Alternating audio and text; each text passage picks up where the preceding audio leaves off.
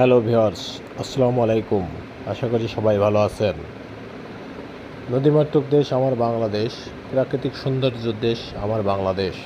বাংলাদেশের আয়তনে অনেক ছোট, কিন্তু তার চারিধার দিয়ে বয়ে গেছে ছোট ছোট নদী, অনেক বড় বড় নদী, তার শাখা উপশাখা বয়ে গেছে সাগরে।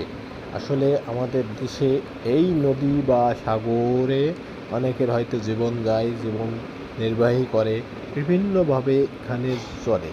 তবে অধিকাংশ লোকের জীবিকা, আয়ের উৎসও কিন্তু নদীমাতৃক দেশ বাংলাদেশের একমাত্র উৎস হিসেবে আসে নদী থেকে। তারা অনেক জেলেরা আছে, এখান থেকে মাছ ধরে সেগুলো বাইরে বিক্রি করে জীবন নির্বাহ করে। সেক্ষেত্রে আমাদের বাংলাদেশের নদীর গুরুত্ব অনেক বেশি। তো যারা বাংলাদেশকে ভালোবাসেন, আমার সেই হিসেবে তাদের কাছে রিকোয়েস্ট, আমার ভিডিওটি বেশি বেশি সাবস্ক্রাইব, কমেন্ট, শেয়ার করেন, যাতে করে এ ধরনের প্রাকৃতিক দৃশ্য নিয়ে, সৌন্দর্য সমাহার নিয়ে যাতে আপনাদের মাঝে আবারও ফিরে আসতে পারি।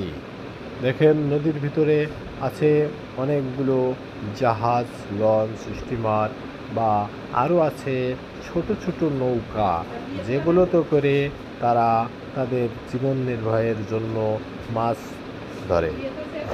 এখানে আছে, এটা হচ্ছে সদরঘাট টু চাঁদপুরের নদী, যেখানে ইলিশ মাছের সমাহার। আমরা ইলিশ মাছ পছন্দ করি না, এরকম লোক খুবই কম আছি, কিন্তু আসলে প্রকৃত মানের ইলিশ আমরা কি আসলেই খেতে পারি না। আমরা যেটা পাই সেটা হয়তো বা অন্য এলাকার চাঁদপুর বলে চালিয়ে দিচ্ছে, কিন্তু বাস্তবে আসলে প্রকৃত ইলিশটার দাম অনেক বেশি। তো দাম হিসেবে গরিবের জন্য ইলিশ মাছ খাওয়া খুবই কষ্টকর।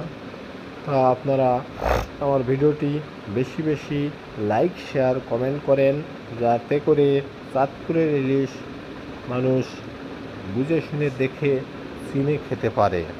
আর সবার কাছে দৃষ্টি আকর্ষণ করে বলতে চাই, যাতে ইলিশের দাম একটু কমানো হোক, যাতে করে সবাই সবাই ইলিশ মাছ খেতে পারে।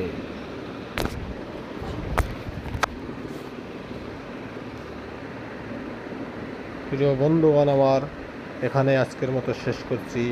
খোদা হাফেজ, ভালো থাকেন, সুস্থ থাকেন।